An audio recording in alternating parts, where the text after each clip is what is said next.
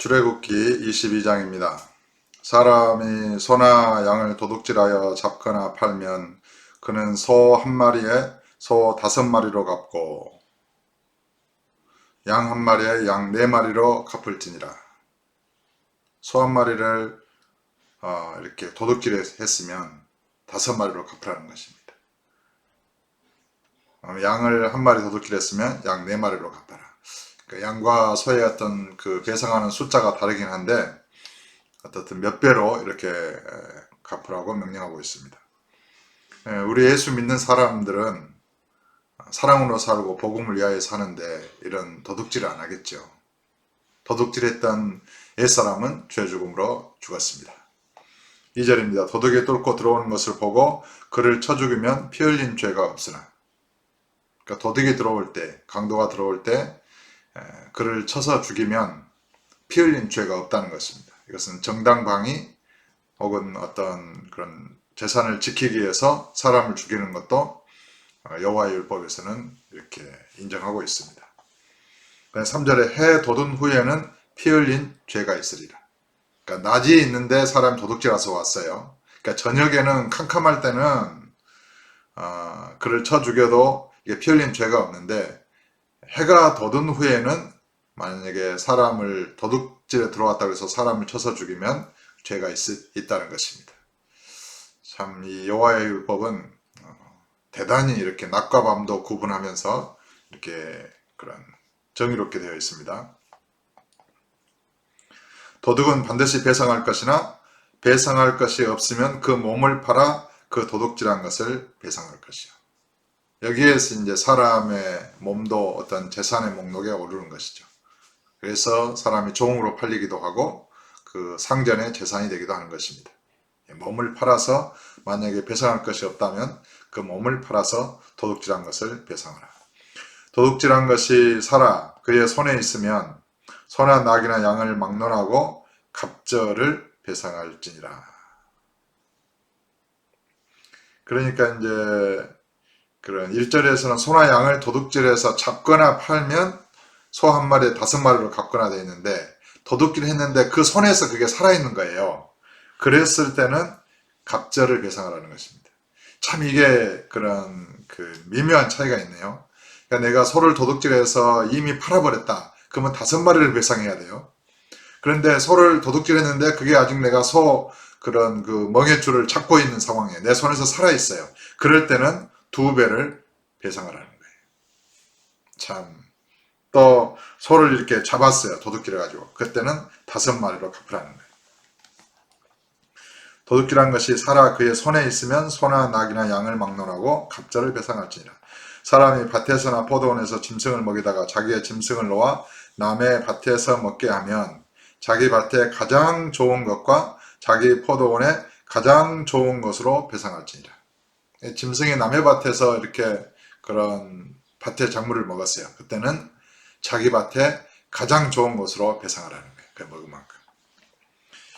6절에 불이 나서 가시나무에 댕겨 낯가리나 거두지 못한 곡식이나 밭을 태우면 불 놓은 자가 반드시 배상할지니라.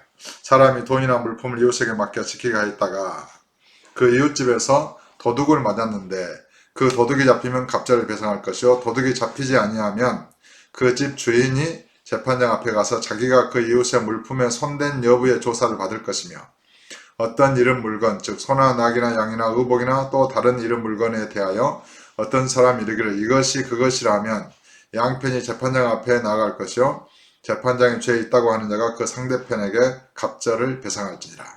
사람이 낙이나 소나 양이나 다른 짐승을 이웃에게 맡겨 지키게 하였다가 죽거나 상하거나 끌려가도 본 사람이 없으면 2사람 사이에 맡은 자가 이웃의 것에 손을 대지 아니하였다고 여호와께 맹세할 것이요 그 임자는 그대로 믿을 것이며 그 사람은 배상하지 아니라 하려니와 만일 자기에게서 도둑 맞았으면 그 임자에게 배상할 것이며.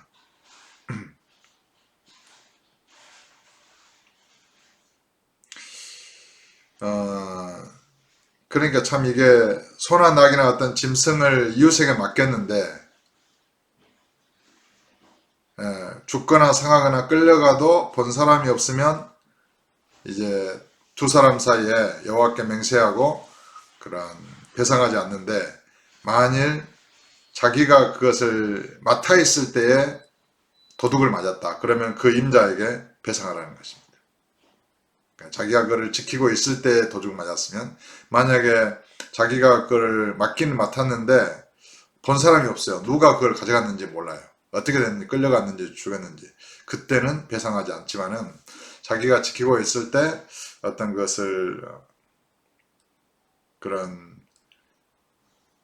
이렇게 도둑을 맞았으면, 자기에게서 도둑 맞았으면, 그게 그 말이에요. 12절에 만일 자기에게서 도둑 맞았으면 그 임자에게 배상할 것이며, 만일 찢겼으면 그것을 가져다가 증언할 것이요 그 찢긴 것에 대하여 배상하지 아니할지라. 만일 이웃에게 빌려온 것이 그 임자가 함께 있지 아니할 때에 상하거나 죽으면 반드시 배상하려니와. 그러니까 이웃에게 어떤 짐승을 빌렸어요. 근데 함께 있을 때에 죽으면 배상하지 않아요. 그러나 그 임자가 그것과 함께 있지 아니할 때는 배상을 하지만, 그 임자가 그것과 함께 있었으면 배상하지 아니할지니라. 만일 새 낸 것이면 새로 족하니라. 그러니까 주인이 어떤 그 물건과 함께 있었느냐, 어떤 다른 사람에게 빌려줄 때, 아니면은 함께 있지 않느냐, 이런 것에 따라서 이렇게 배상이 달라집니다. 사람이 약혼하지 아니한 처녀를 깨어 동침하였으면 납폐금을 주고 아내를 삼을 것이요, 만일 처녀의 아버지가 딸을 그에게 주기를 거절하면 그는 처녀에게 납폐금으로 돈을 낼지니라. 너는 무당을 살려두지 말라. 짐승과 행음하는 자는 반드시 죽일지니라. 여호와 외에 다른 신에게 제사를 드리는 자는 멸할지니라. 이 한 절에 의해서도 이 땅의 모든 백성은 다 멸해져야 될 그런 인간이죠. 다른 신에게 제사를 드리는 자는 멸할지니라. 이게 여호와의 율법입니다. 너는 이방 나그네를 압제하지 말며 그들을 학대하지 말라. 너희도 애굽 땅에서 나그네였습니다. 오늘날 외국인들 한국에 와서 많이 이렇게 일하고 그러는데 그들을 무시하는 사람 많죠. 못 사는 나라에서 왔다고. 정말 얼마나 그 마음이 교만하고 오만합니까? 이 인생이 나그네길인데 그 나그네를 잘 대접하라 이랬습니다. 너는 이방 나그네를 압제하지 말라. 그러니까 그런 사업을 하든지 또 외국인을 노동자로 고용하든지 그들을 대우하고 존중하고 이렇게 잘 대해야 될 줄로 믿습니다. 그것이 복음의 사랑입니다. 율법에 의한 것이 아니라. 21절에 너는 과부나 고아를 해롭게 하지 말라. 이 과부나 고아는 세상에서 가장 약자잖아요. 남편이 없고 또 부모 양육자가 없는 고아. 그들을 압제하지, 해롭게 하지 말라는 것입니다. 내가 만일 그들을 해롭게 함으로 그들이 내게 부르짖으면 내가 반드시 그 부르짖음을 들으리라. 이 고아와 과부, 힘이 약한 사람, 그 사람을 마음에 무시하고 또 해롭게 해서 피눈물 나게 하면 그들이 여호와께 부르짖으면 여호와께서 반드시 들을 것이라는 것입니다.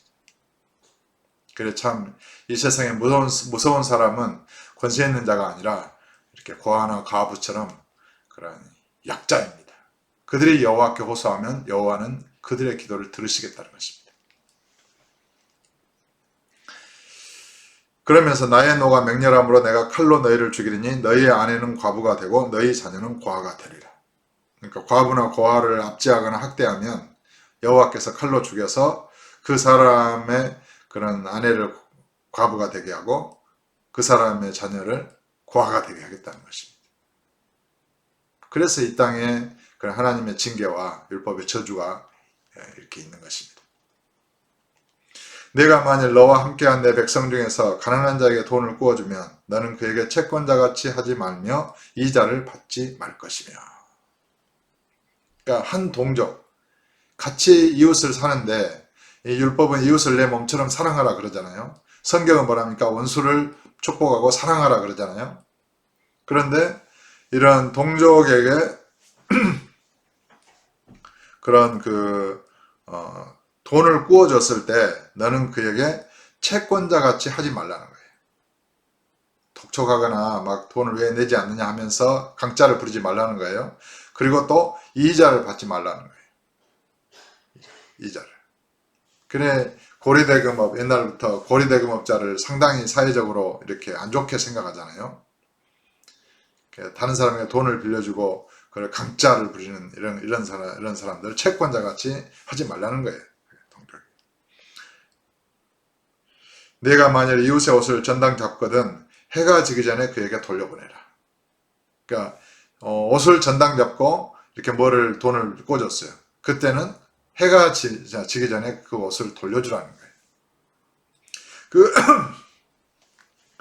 그것이 유일한 옷이라. 그것이 그의 알몸을 가릴 옷인즉 그가 무엇을 입고 자겠느냐. 그가 내게 부르짖으면 내가 들으리니 나는 자비로운 자임이니라. 여호와는 자비로운 자이십니다. 그래서 자비로운 자를 기뻐하시는 것입니다. 저와 여러분은 여호와의 사랑을 입고 예수 그리스도의 구원을 입은 자로서 아버지의 자비로우신과 은혜로우신과 그 은혜의 풍성함을 나타내고 전하고 증거하는 그런 믿음의 인생을, 사랑의 삶을 살아야 될 줄로 믿습니다.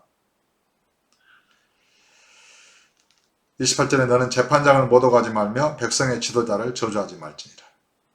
이 기독교인 중에 오늘날 이 대통령이나 이런 그런 정치인들을 막 비난하고 비판하고 그런 사람들이 많잖아요.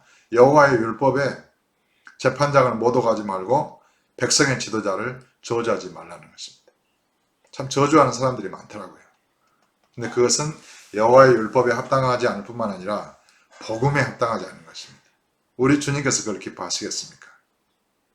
그들을 축복하고 잘 되기를 바라고 정치를 잘하기를 바라고 또 그들은 예수를 모르는 사람들이니까 대부분 얼마나 어리석고 또 미련하겠습니까? 주께서 긍휼히 여겨 주시기를 바라고 또 힘쓰고 애쓰는 일이 많습니다. 참 그들을 위해서 기도하는 우리가 되어야 될 줄로 믿습니다. 또 너는 내가 추수한 것과 내가 짜낸 즙을 바치기를 더디하지 말지며 내 처음 난 아들들을 내게 줄지며. 그러니까 여호와께 헌물을 드리거나 어떤 그런 제사를 드리거나 희생제물을 드리거나 이런 것을 더디하지 말라는 거예요. 이리저리 미루고 막 그러는 경우 있잖아요. 그걸 여호와께서 기뻐하지 않으십니다. 또 처음 난 아들들을 내게 주라. 여호와께 바치라는 것입니다. 내 소와 양도 그와 같이 하되 이래 동안 어미와 함께 있게 하다가 여드레 만에 내게 줄지니라. 여호와께 바칠 때에도 7일 동안은 어미와 함께 하라는 것입니다. 짐승을 바칠 때.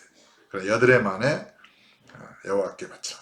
너희는 내게 거룩한 사람이 될지니 들에서 짐승에게 찢긴 동물의 고기를 먹지 말고 그것을 개에게 던질지니라. 저와 여러분은 전지전능하신 아버지의 그런 자녀의 권세를 가졌습니다. 우리 주님의 지체가 되었습니다. 주님이 내 안에 내가 주님 안에 있습니다. 조합하여 한 영입니다. 거룩한 성령으로 거듭났습니다. 우리는 성령을 따라 바람처럼 순종하면서 주님과 동행하는 믿음의 삶을 살고 우리 주 예수 이름을 전하고 복음을 전파하고 증거하는 삶을 삽니다. 그것을 위하여 주의 이름을 위하여 우리가 이 땅에 보냄을 받았고 이 몸을 주께서 핏값으로 사셨습니다. 여호와께서 이 몸 가운데 거하시고 성령으로 거하시고 이 몸은 주의 것입니다. 우리의 속사람은 주님과 합하여 한 영입니다.